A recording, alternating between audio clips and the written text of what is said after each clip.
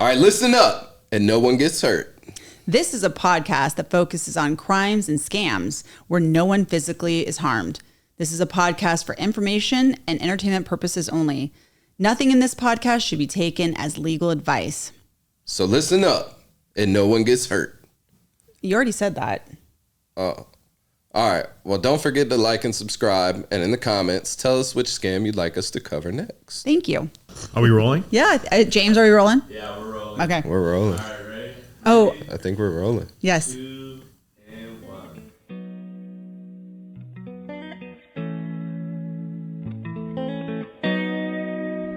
So today we have a very special guest, Evan Cass, the Cass Man. The motherfucking man himself. Cast a wide net. Cast me if you can. Cast me outside. I can't even keep track of all the shows that you produce. You want to give us a shout out of all the shows that you produce and your Instagram handle? Stand up. Actually on this street, we're halfway between the Harp Inn Comedy Night. Right down the street. I've done it a couple times. Great room. Every Monday in Costa Mesa, beautiful Costa Mesa. And then also La Cave once a month, last Thursday of every month. And then a few other spots. We do an open mic competition in Fountain Valley, my hometown of Fountain Valley. I have a lot of FE, you know. I rep the FE for Fountain Valley. Yeah. If that's okay to throw that out. Yeah, it's okay. Safe. I It's a safe apologize. space. And, It's a safe space. so that one is it's an open mic competition. We give away cash. I'm trying to be, do you know Trax NYC? No. He's this jeweler. I think he had like a extra part or a line or two in Uncut Gems, and he's a jeweler in the Diamond District in New York, and he just gives away. Oh, I do know that guy. Yeah. He's always giving away like bars of gold and shit. Yeah, he's got like $100,000 in gold, and he goes up to New Yorkers and just like, it's like, don't talk to me. And he's trying to give it away, And people just walk right by him, like he's trying to give away literal gold bars. They walk right by him, they disrespect him, and so that's what I'm trying to do on Tuesday nights in Fountain Valley. Is we're giving away like $40 to $70. I've seen up to 200. Up to say that wasn't me. That was St. Patrick. I've seen international currency. St. Patrick's Day. It was 200. That was St. Patrick. That wasn't me. I can't. So not like, okay, the New York situation where someone's coming up to you handing you a gold bar. I have been in a situation in New York where I'm standing there and a guy dressed as a monk, I don't really believe he was a monk, comes up and he's like, "Do you like my bracelet?" And I was like, "Yes." And he takes the bracelet off and he puts it on my hand. And I'm like, "Oh, thank you." And I'm sitting there thinking like it's a sign of friendship or something, And he's like, "Hell no, he wanted $10. Oh, he wanted more than $10. And he's like, how much are you going to pay me for this bracelet? I'm like, what? I don't even want the bracelet. He's like, well, you're wearing the bracelet. I'm like, I don't want the bracelet. And he's like, I guess $5. And he's like, no. He's like, $50. And I was like, what? And then he wouldn't take it back. And it was a shakedown. So I'm just saying, I can understand. It's a scam. It's a scam. Here we are. Yeah, that's my I know personal. we're all about nonviolence on this here podcast, but I'd have punched that man in his face and told him to get away from me. I know, but like that, it actually fits in nicely with my story, which we'll get to later. But yeah, I mean, to prey upon someone trying to be like, I'm a monk, I'm a, prophet, I guess. I don't know what a monk would be considered. You're more of a spiritual guru than I am. I don't know about that. No, we've talked about it. Like I'm very impressed with like your knowledge of all the different, religions and such. History. But yeah, I guess monk, yeah. At least the faith I'm familiar with, like I don't know a lot of monks to be hucking jewelry, right? I don't know what denomination or creed he came from, but I don't know about jewelry hucking. Yeah. To be that's the 14th commandment. Yeah, you're just praying at the monastery and just they're just pouring the gold jewelry. Yeah. But you also do road dogs, right? Are you part of that at all? Like a little bit? Yeah, I every Wednesday in Pasadena at Barney's Beanery, we do Road Dogs comedy. That's my homies John Shefsky and Robert Thompson, and I've been hosting that. I host a lot of shows, and no, at most live stand-up shows, no one wants to really host. It's Hard. the roughest spot, and there's sort of a lot of like babysitting involved, and so they sort of I got the call at midnight, like, we got to send in the shock troop host, the cast man, Yeah. to cast it wide. So I don't really know what I'm kind of losing myself in the moment, but I host that every Wednesday, and yeah, I've been putting together stand-up shows here in Orange County for quite some time, and it's it's fun. I've been doing I do some stuff also out in Joshua Tree. I have some ties to the community there, Okay. and so we put together some stand up for people that are, I guess, Instagram influencers on vacation, and Oh, wow. Germans, and Specifically Germans. and kind of the doomsday preppers that are sort of native to the region up in. We do a show there kind of over summer, but I try to keep busy. You guys are doing some producing here. It's impressive. Thanks. Thank you. Yeah, speaking of babysitting, I heard Tonio needed babysitting at the Provisions Blend comedy night for the music. Tonio was supposed to be in charge of the music transitions, and he went a little MIA Yeah, after about it like happens. the second or third comic. Well, You played MIA, dude. Paper planes, man. He didn't play MIA, he went MIA. Dude. it happens. I get sidetracked. I get high, and I have ADD, and just one thing leads to another, and I end up out back smoking weed with somebody. That getting high and having ADD usually lends itself to being a good DJ. You would So, think so. Is it that's kinda- ADD or ADHD? I have no idea. Okay. That Potato, tracks. tomato. I think. That tracks. I said I had ADD. I didn't say I was stupid. Fuck.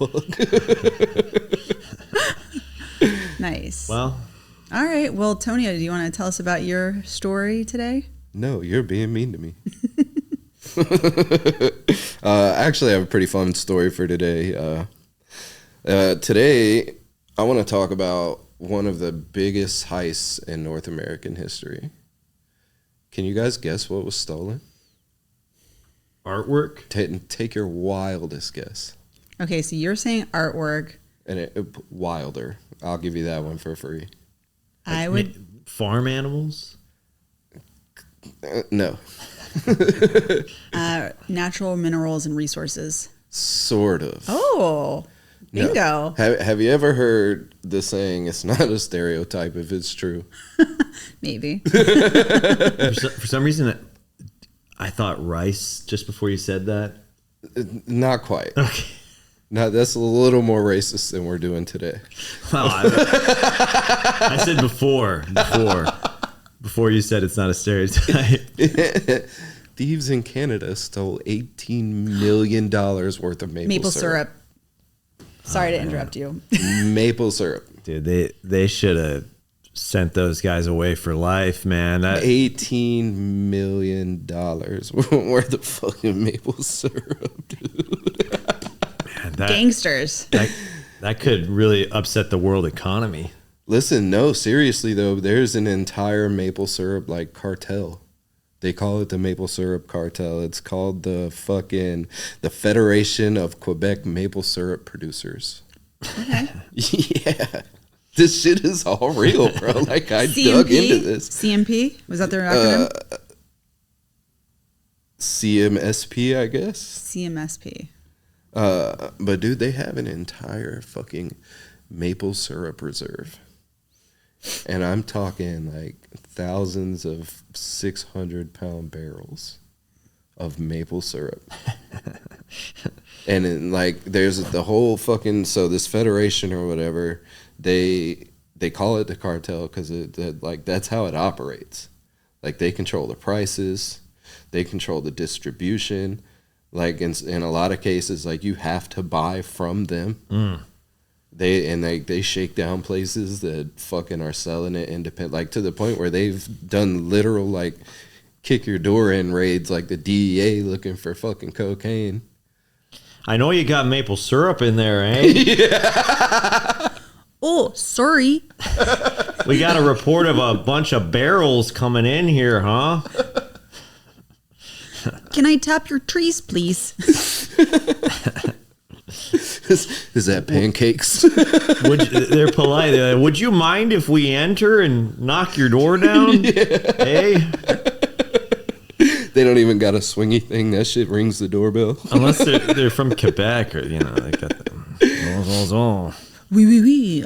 Maple syrup, please. It got real racist in here right now, and I'm all right with it.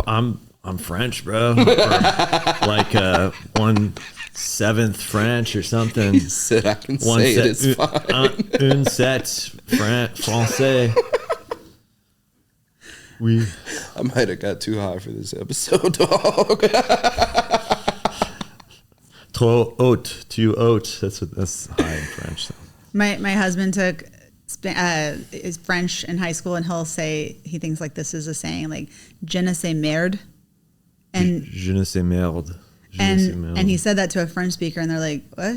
He's like, "I don't know shit," and they're like, "Yeah, it's not a literal translation." I think it would be je ne sais pas merde. I don't. Yeah, Don't ask me. I forgot the negation. There. yeah. I have a hard enough time with English. I'm Me not going to try too. and learn French. Yeah. You don't know married, man. I think we have the title of the episode. All I know is I don't know good call. marriage. That's what Socrates said, man. Philosophical in here.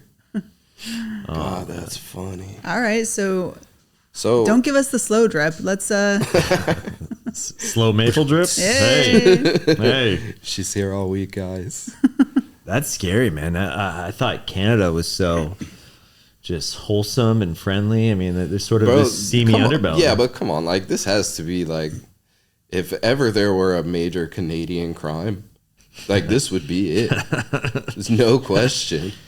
maybe like underground moose racing or something. Yeah, that's what I'm saying. I think it's caribou in Canada. It don't get much more Canadian. Je ne sais caribou. Too high for this shit, dog. Have some maple syrup, bro. Have some maple syrup. You'll get less high, huh? No, I'm a diabetic. Gonna make it worse. I promise. Oh man, sugar free. We got stevia syrup. You know, there's a coffee spot on Balboa Island. I think it's called Huskins, and it's owned by a guy who I think played on the Ducks, Mighty Ducks, or not Mighty Ducks, sorry, Anaheim Ducks, same thing, whatever. Anyways, and he's Canadian, and his like secret ingredient to the different coffees is maple syrup. So like they have different. Wow. Yeah, you can have maple syrup in your coffee. You don't seem to care about that. So we'll Huskins, just, That doesn't sponsor. sound delicious to me. it actually is good. Yeah. Yeah. I've done that at IHOP like at 4 a.m, like drunk for sure. Put syrup in your coffee. Yeah. You know, fucking funny story. So the first time I ever went to a concert, right? I went with my cousin. And What concert was it? Stained. Oh, okay. Yeah. Dude, nice. Aging myself. Nice. Dude, it was crazy. I won pit tickets off a fucking radio show. So me and my cousin go to this concert, and afterwards, my stepdad picks us up and takes us to IHOP. It's like 2 a.m. at this point. And we're sitting there, and my cousin's eating his pancakes. He gets about 2/3 of the way through his pancakes, and he's like, man, these pancakes taste like coffee. Oh no, he was pouring That coffee. dumb bitch put coffee all over his pancakes. And then ate 2/3 of it. 'Cause we were already smoking weed at this point. We were fucking 13 years old. Yeah, we were high as fuck. That's wild. Yeah, remember I was Pancakes. saying my teenage years were pretty crazy, dude.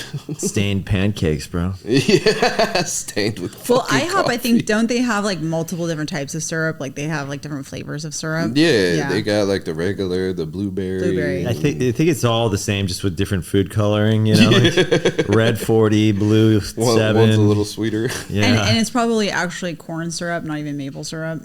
right. A little bit of fucking maple leaf extract in that shit. Yeah. Yeah, man. Okay, so let's keep Tonio back on track. I'm on drugs. What's y'all's excuse? Allegedly. Allegedly, yeah. No, it's not illegal to be high. It's fine. Yeah, how would they test that? They just like play you YouTube videos. Sorry. See if you laugh. At this point, if they say maple syrup, I'm going to jail. Oh man! But what they were doing, dude, they were breaking this because it's like a big ass warehouse full of maple syrup bottles, and they're breaking in and they're slowly stealing little bits at a time. I think I did a don't tell there at the maple syrup. The maple syrup. That's another story. So they ended up stealing fucking $18 million worth of maple syrup. Whoa. $18 million worth of fucking maple syrup. And then the guy, the alleged mastermind behind it, Robert V something, I can't pronounce his last name, so I'm not going to try, but I'll put it right there. Was trying to sell it on the black market. And like, where does one go to even sell syrup on the black market is my question. Like, I feel like I could find a place to sell anything else on the black market. I have a proposal. You have a place to sell syrup on the black market? I feel like the Waffle House would. I fucking love Waffle House, and you are so fucking right. Yeah. Have you ever been to a Waffle House? Yeah. If you I don't know if have I've to been to- hesitate to answer, you haven't been. Yeah. No, I've been to one in Nolans, my wife. Oh, you probably went to a good Waffle House. Yeah. Then. Yeah. I think I went to the best one. I went to the one by the Atlanta airport off of Martin Luther King Jr. Drive. Oh, yeah. It was like Yeah. midnight when I went. The so it sketchier was, the parking lot and the later in the night you go, that's going to be your best and it was Waffle packed, House experience. filled. Oh, absolutely. At midnight, I was like, geez, Absolutely. yeah. I went to Waffle House in Florida one time. I think it was St. Petersburg, and I walked in, and every single Waffle House worker had one of them big fucking neon colored wigs and fucking long fingernails. And I was like, this shit's about to be fire.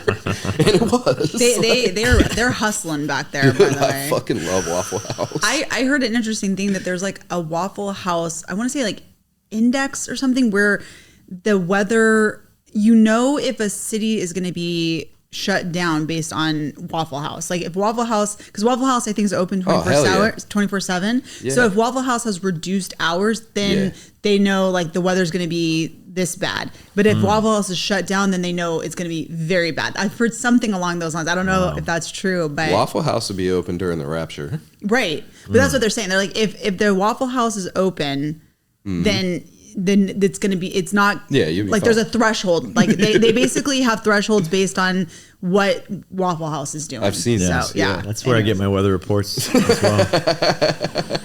Why not? You get weather reports and a waffle at the same time. That's right. Can't beat it. All right. So we keep interrupting poor Tonio. Keep going. That's all right. Interrupt me. It's fine. It's fine. Just go cry about it on the way home. So they were slowly stealing the syrup over time, and eventually got caught because obviously they're going to do inspections. And I mean, like, I guess the odds of getting caught, because there's so many fucking barrels, like what are the chances if we siphon from random barrels that they're actually going to start finding it? And then, like, at the same time, I was thinking when I was reading about this shit, so the inspector found it because the barrel fell off. But what they were doing was replacing it with water, which obviously isn't going to be the same weight. But they replaced the original barrels with water. The syrup, so they would take out little bits at a time. I'm saying cups, but I don't know how much. They would take out little and then replace it with water. So they weren't just like stealing barrel after barrel after barrel. It was kind of like like, did you ever watch Breaking Bad? Yeah. You know how they were fucking siphoning out the methylamine from the train? Oh, yeah. And replacing it with water? Same concept. Yeah, Except so it was so over rad. time. Yeah. Yeah. Fire ass scene. You know the Johnny Cash song "One Part at a Time"? Have you heard that song? No. He talks about working in I think it's a Cadillac dealer, or a Cadillac like factory, and he steals one piece at a time. Oh yeah. because it doesn't cost them a dime or something like that. Is like the and then Sounds at the like end, some Johnny That's Cash where shit. that's how I got my act, ladies and gentlemen. Hey yo, whoa. and then at the end, he's like, I have a 57, 56, 58, 59, 60 Cadillac. I have a like or whatever the car is. So like because he's stealing over a course of many years. Oh, yeah, So yeah. the Yeah, when he essentially finally the same thing they finally did. when he puts the car together, it's like just a hot mess. Anyways, This was recent too. This was 2011, 2012. okay, all right. When I first started reading about it, I was like, this has to have been Yeah. a long ass time ago. But no, it was extremely recent. Wow. Yeah. So they got caught. Yeah, where are they now? Are they still doing time? Sounds like a sticky situation. Yeah. She's here all week, guys. Gloves on for that one. Jeez. You know, to be honest, I neglected to find out how much time they did. One of them has probably got a TikTok or something now, and you Yeah, know, I'm curious. one of the heisters. We're doing live updates. Yeah. Well, I don't want to lie.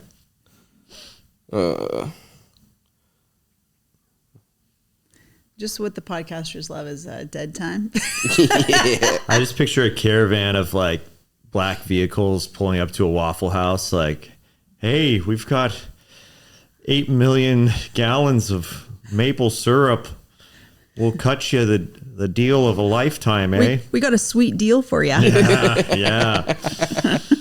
Whoa. All right. If you guys had to guess how much time he ended up doing for And stealing, this is in Canada. C.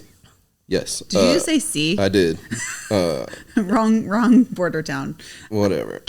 Canada's like weirdly strict about certain things. I know, like I don't know, but I'd say Especially their maple syrup. at least 7 years. It's a very close guess. I'm guessing 10. 8. Okay. There we go. Very I went close over. There we guess. go. Yeah, they were sentenced to 8 years in 2017.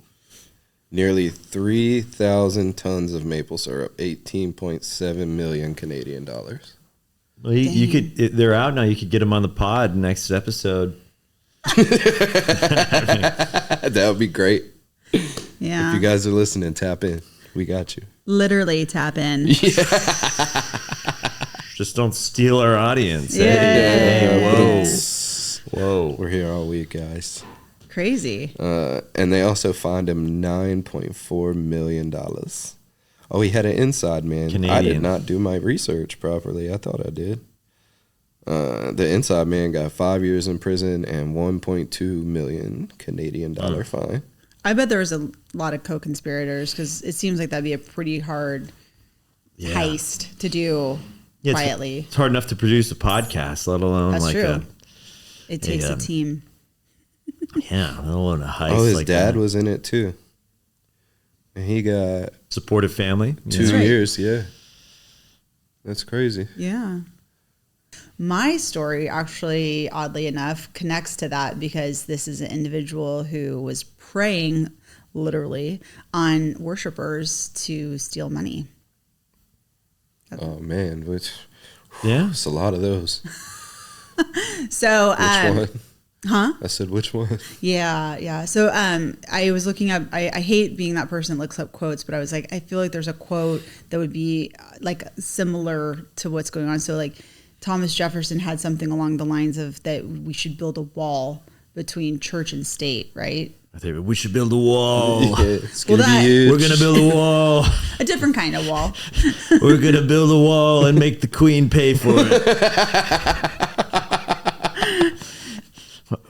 Well, I think at that time it was a king, We're but gonna that's build fine. a wall and make the Ottoman Empire pay for it. But in this situation, I would say there should be a wall between the church and the bank because, yeah. So Yeah, there is one. That's why they don't pay taxes. yeah, I know. That's a whole other separate issue. I mean, you get into. I'm not gonna go there. I'm just kidding. Yeah. So Not that high. the individual's name is Ephron Taylor II. Sounds like a douchebag. That's So hilarious. this is a child of a man who is an electrical engineer and nuclear power plant operator. Very smart father, mother's very strict mother, wants her kids to be raised, just so, wants them to be proper. So Efron, he goes to his mom. He's like 12 years old. He's like, Mom, I want a video game. And she says, no, I'm not going to give you the money for it. But if you want a video game, you build it yourself. So he went to the library. He figured it out. He built his own video game and he sold it to his classmates.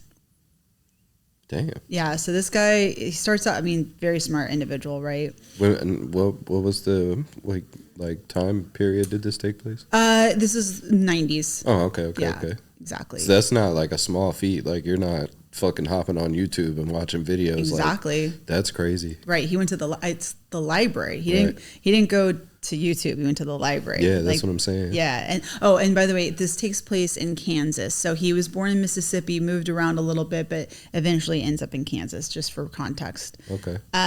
So he then at 16 years old, it's like 1999, he and a high school classmate take $500 in savings and they create a website. And the website is 4Teens Network. They change it to GoFerretGo.com. And the concept is putting teenagers in contact with businesses that want summer employment. So kids in their teens that want summer employment, businesses like Home Depot or the grocery store or whatever, they put it on. So it's just a limited idea. Okay. Any website with recruiting of teens seems like it could be a little sketchy. Probably Yeah. a government website now. Right. So he's alleging that this is a very profitable website, something to the tune of allegedly like $3.5 million that he's making. And In the 90s is fucking... right. This is like 1999, 2000. Yeah. And there's nothing to confirm this, but that's what his laurels are. He's like, I started this video game and then I got the bug to be an entrepreneur and then I developed this thing. He ends up winning an award. I think it was called the Microsoft Teen Tech Award. It's like a nationwide award. And then he also gets a scholarship. I couldn't figure out what college he went to, so I'm not sure where that was, but he got some kind of a scholarship for entrepreneurial leadership.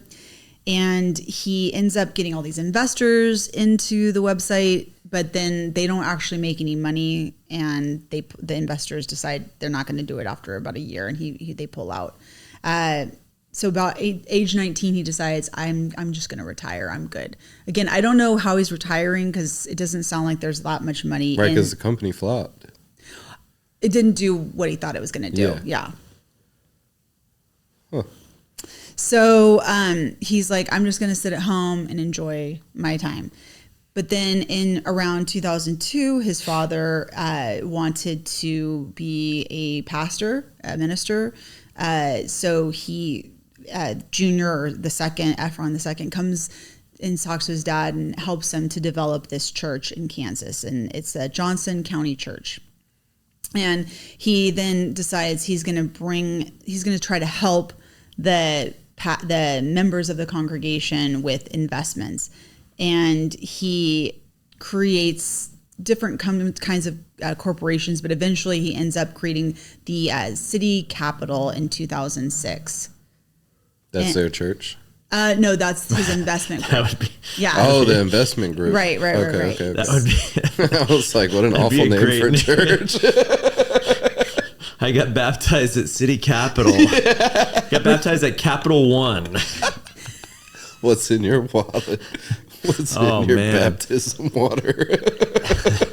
And Efron is black. He is targeting black churches throughout the United States of America. Ooh. Yeah. And Wow, really? Yeah. I pictured Efron as a fucking white guy. What a crazy fucking plot twist.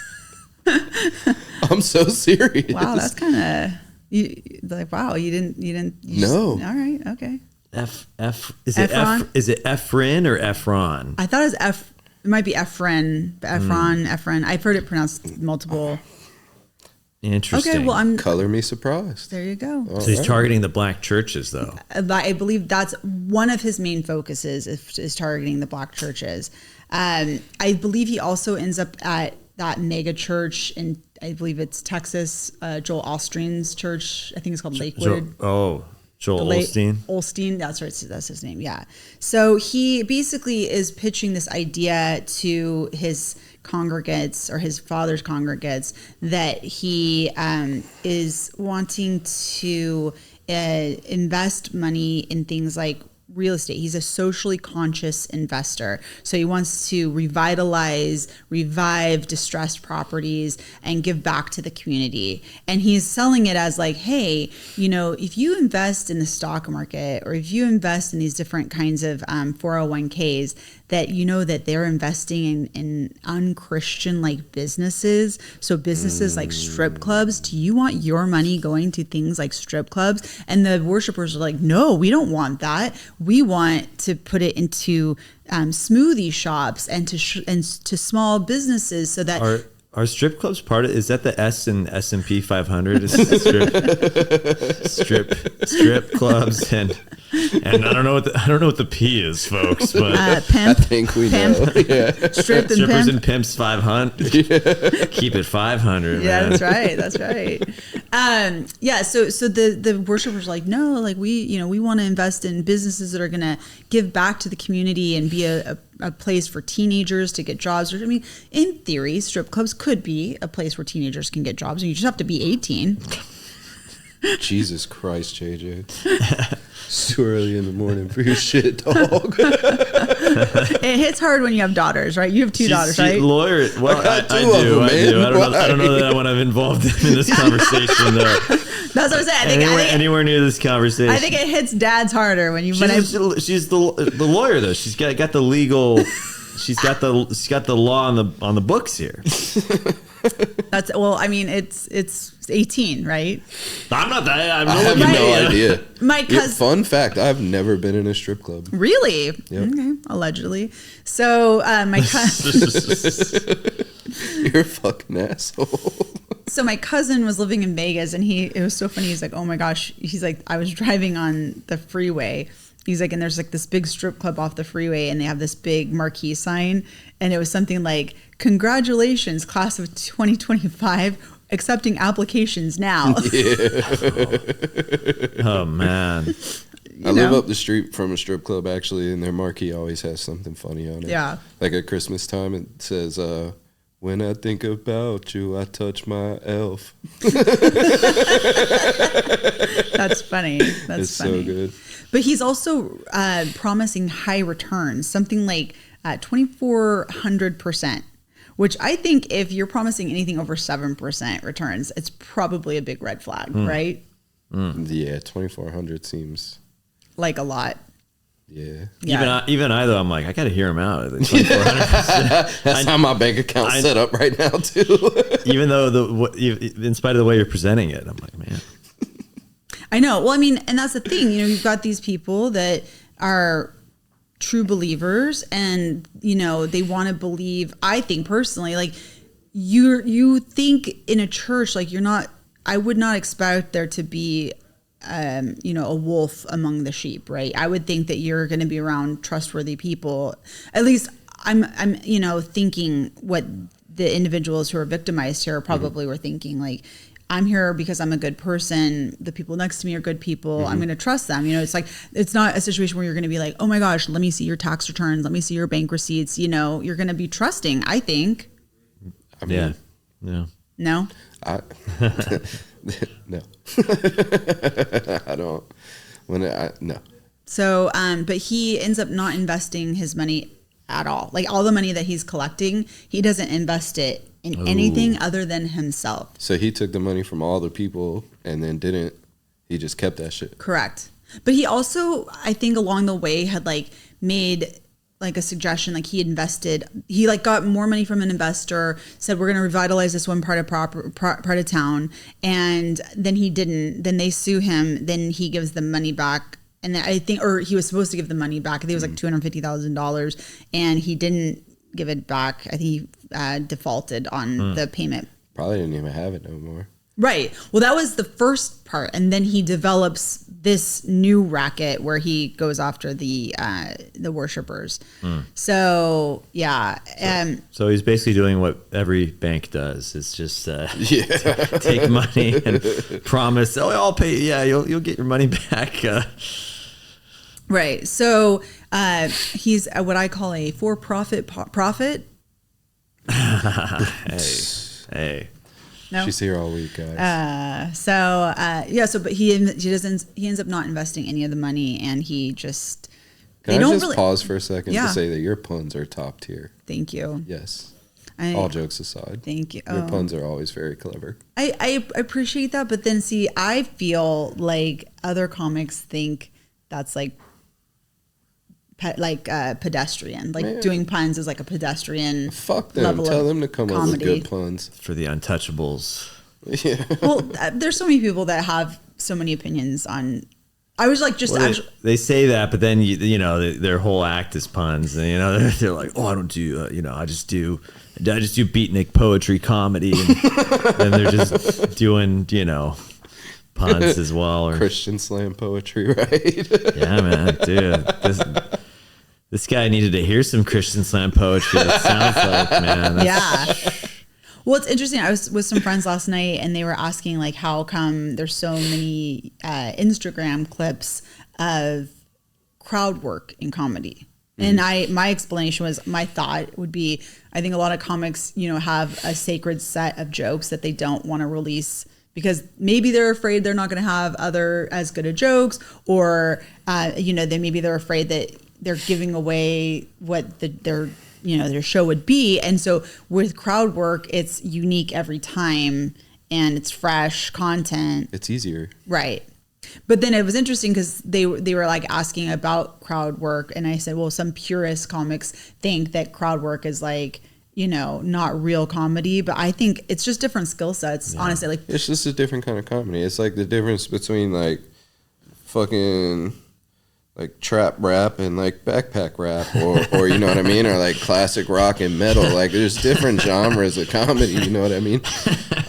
I'm not familiar with backpack rap. Man. No, you're the age for backpack rap. Oh man, maybe I know it as a different term. But he's more of a ska guy. ska. I could see that. Well, I'm I a sort of. scat man. I stopped. Well, in Lil Wayne, I kind of stopped paying attention to hip hop after the Carter 4. Yeah, That was when that's I. my favorite rapper. Yeah. Oh yeah. Yeah. Lil Weezy, dude. Yes, sir. Lil Louisiana. Absolutely. Yeah. Dude. Hell Weezy yeah. money. Hell yeah, and the F is for phenomenal. It's phenomenal. Yeah.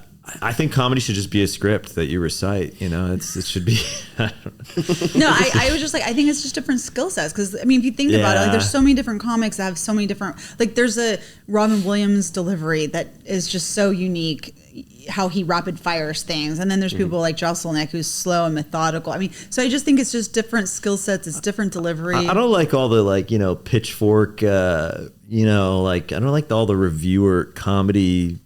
reviewer stuff, of like just in sort of it's like just be funny, I don't know, people kind of pontificate or try to put their It's all subjective. yeah, well, a lot of it is, and a lot with the crowd work, people just people see it because people click on it. Yep. And it's because it's like, oh, it's, there's the element on social media like, oh, this could go wrong. Oh, this guy could get beat up, or it's like Right. that's the type of brain that's scrolling versus like, oh, I might hear a clever witticism by the end of And also the people in the crowd like to be involved yeah. to Yeah. a degree. I know people that will absolutely refuse to sit in front row of a comedy show because they don't want to be fucked with. Yeah. But I also know people that will sit right up front and be like, please fuck with me. Yeah. Yeah. Well, then there's my friend, the waste management guy. Oh, dude. And he Shout sits out. he sits like in the mid section. He always gets picked on no matter what. Doesn't I'm not matter where kidding he you. sits. No, and he went with me to Flappers, and we were in the green room, and you could see the back of his head on the screen scene and I pointed him out and I go, hey, I'm just letting you know, like, if you are tight on time, don't pick on this guy because this guy will ruin your set. And they're like, oh yeah, what? And I'm like, no, trust me. Like you think he's going to answer yes or no. He's going to answer like, purple zebra, and you're just gonna be like, what? And then it's gonna it's gonna wreck you. And they're like, okay. So then of course that's exactly the guy I'm going to fuck right with. The next girl goes up, she's like, oh, JJ told me not to pick on you. I'm like, oh, here we go. And then he tried to wreck her, and then like it was, but that's the thing, like then she got off her set, and then it was like you had a 7-minute set, and you spent 4 minutes, not 4 minutes probably, but like a minute and a half on him. And then, and it wasn't. And one other person trying to out weird each other for 7 minutes is comedy gold, I promise. I mean, sometimes. Yeah, he called it, he works in like refuse engineering or something. Or, waste management engineering. Yeah. I feel like that, speaking of scams, I feel like that's a scam. That's my scam. I don't know if I get a scam to share, but. Absolutely. That he said that to you? Or No. I feel like the three cans, the green can, the blue can, I feel like they're all just putting in the same place. I'm so confused by it. That's my conspiracy. Have seen the same truck that picked up my blue can came 10 minutes later and picked up my green one. Yeah, I witnessed it. So here's like, okay, pizza box. Does it go in the trash or does it go in the recycling? It goes in the recycling. It's cardboard. It goes in the trash. It's cardboard. It's got food on it though, so it's supposed to go in the trash. Well, I mean, if it's covered in old cheese, but if it's just an empty pizza box. Well, my understanding is it's supposed to go in the trash. But yeah, I agree. There's no rules on this. Like even there's lawless. No rules. There's no rules. Yeah. I was trying to ask him about it. The guy, your friend who works in he waste doesn't know. engineering. Oh yeah, they probably. He's a banker. That's like on tier with the. Oh, he's not really a waste. No, he's a banker. Oh, he was just. Yeah, that's one thing too. Whenever someone has a wacky answer, you can never, you never know if they're, Right, because that seems very specific. Yeah. Whenever people have wacky answers or even just anything, people get, at comedy shows, or if you're asked, oh, where are you from? They'll make up where they're from, and even just they're like, oh, I just didn't want to really say where I'm from. I didn't, which I understand. It's like, why do you want to give information to this guy up there? Weirdo on the stage with a microphone. Yeah. But I would rather talk to a waste engineer manager than a banker. I feel like that because I was excited because it's like that's been something I'm always like, dude. I've seen, like you said, you see the same truck. Mm-hmm. I feel like there's sort of a hush thing about it. I feel like it's more for the city and just the residents. But I've done no research to justify my conclusion. Well, I had friends in college that played professional sports, and they told me, I mean, allegedly, who knows, that when like a girl would come up to them and be like, oh, what do you do for work? And they would be like, oh, I work at SeaWorld. What do you do at SeaWorld? I'm a penguin trainer, because they were like trying to be, like, oh, like not that I play for this professional team, but that, maybe to try to weed out the pro hose. I don't know. But yeah, who knows? Yeah. I'm sure if the chick was hot enough, they would tell them the truth. You know what I mean? Damn right. I tell people I'm a football player all the time. Yeah, you have the build, bro. Seahawks, dude. Linebacker. Yeah. Yeah, I could see it. Bobby Boucher. Dude. Mama. Well, anyway, so my guy, he ends up getting convicted of wire fraud, financial fraud schemes. He is sentenced to something like 19 years and 7 months, and he has to pay restitution in the tune of $15.6 million. Yeah. Damn. Yeah. Man. He also had a co-conspirator. It was a lady. Her name was Wendy. I guess she was allegedly also involved with like he basically had her be like the hype guy, but hype girl for him, and that sealed the deal for a lot of the investors to be like, oh, this is the hype girl. I get it. She's in there throwing neck to get these people to invest, is what I'm hearing. We're talking about godly people here. Come on, I know. Let's be real. Everybody's a sinner, y'all. I don't know about what you just. I thought you were having a seizure, to be quite frank. But I literally was like, wait, are we having a medical emergency live on the podcast? Anyways, funny. yeah, so she, I think, got something like 5 years, and I think she was ordered to pay restitution in the range of like $5.8 million. Man. I know. But the people, they never were able to recover their money. So he just, and they don't even know what he spent it on. So that's what's even more Bummer, mysterious. dude. Yeah. What would you spend Maple it on? syrup. That's what On the black market. got this investment, this 2,000% profit in maple syrup. Yeah. I don't know. What would you spend it on? How much was it? He allegedly took over $16 million. 16 million. You'd never see me again. I'd have been on an island somewhere that neither one of us can pronounce. Jesse Pinkman, man. You'd do it. Yeah, you'd do that's it. what I'm saying. 16 Disappear. million. I'm getting a villa with a bunch of land on it. I might buy Epstein Island. This probably on sale Oh, right man. I think that's bad juju, but now. Whatever. It's probably cheap as fuck. I can blow that whole bitch down, build a whole new fucking thing. Yeah. easy with blow that bitch. That's with Epstein Island. That seems problematic. I mean, you got to do what you got to do sometimes. Yeah, I think I would buy a bunch of gold. I'd become an actual Trax NYC. You know, I'd give out at the open mic competition. I would give out a gold chain or whatever. You know, maybe for a few weeks. After that, I'd stop. But. So you guys both just admitted that you would take money from God-fearing people. Cool. Oh well, no, I wouldn't do that. I thought it was on like.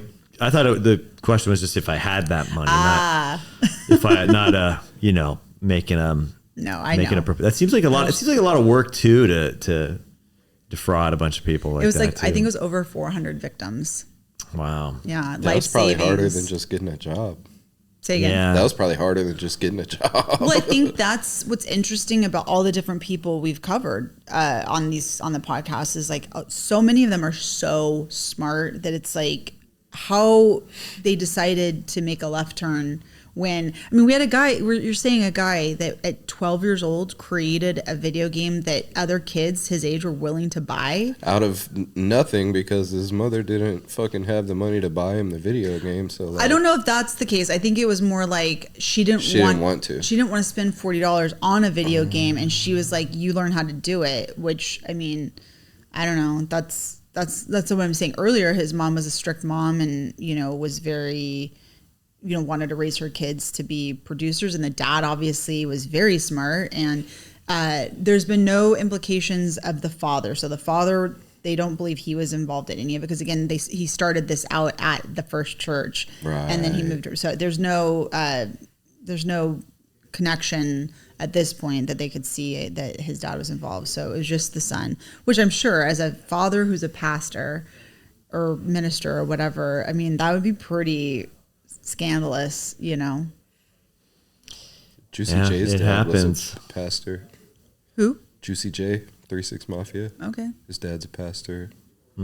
Yeah. I don't know if you're familiar with 3-6 Mafia Little bit. at all. I've heard there's, I know who they are. I don't know Juicy J. I'm only, He's half of 3-6 Mafia. I think again, where we talk, I think my hip He hop slob Laurel, on my knob. Like corn on the yeah, his dad's a pastor.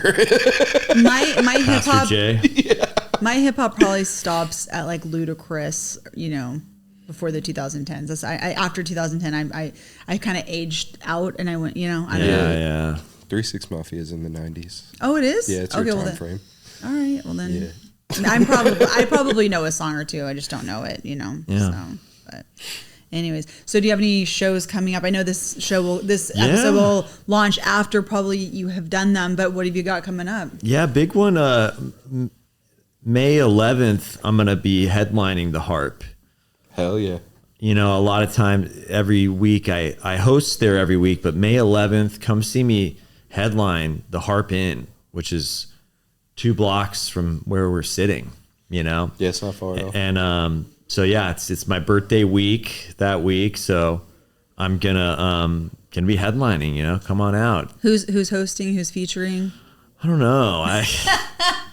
So now you're asking the hard questions. Yeah. That's a crime. Special guest. Juicy J. He'll be Will there be maple syrup? yeah. It's a 2 maple syrup minimum. Yeah. I think you need to say surprise guests. Surprise, yeah, surprise guests. Yeah, that can be fraud sometimes too, where it's like special guests from HBO. But yeah, come see me May 11th, and then I'm there every Monday hosting the show. If you are around every Monday in beautiful Costa Mesa, California. It's always a good time, and they have good ass food too. They do, and They then have good food, and they're very heavy handed on the drinks. Oh yeah, Yeah. yeah, they're not defrauding you. They're not skimping. They're not pouring water in the They are sure not. tequila jug. But and then I guess last Thursday of every month at Le Cave here as well. So Also delicious. if you're less of a Monday comedy connoisseur, I don't know. And yeah, I think that's about it. Yeah. What do you got coming up, Tonio? I'm doing Roast Busters on the 10th. Looking forward to that. Where's that? It's shit. I forget the name of the place. It's in LA with Joseph Carter. Okay. Yeah, we just had him last week actually. Really good episode. It's in Hollywood, right? It's called Legacy Lounge. Oh, okay. It's at 9 p.m. on the 10th. And then outside of that, I don't really think I have anything scheduled except for the 9th that we can get to at a later date. Cool. What about you? This Wednesday, April 8th, I'm doing Dennis Vargas's show. Oh, hell yeah. Third place, Costa Mesa. Funny guy. Oh, so funny. And Johnny Roquet is on the lineup. Also a funny guy. Yeah, so I'm looking forward to that. He's always, I'm like, where is he going with this? Oh my God, that is so hilarious. So yeah, he's a funny guy. But yeah. Hell yeah. All right. Well, I think that concludes today's episode. Thank you so much for joining us, and we'll see you next time. And no one got hurt. Peace.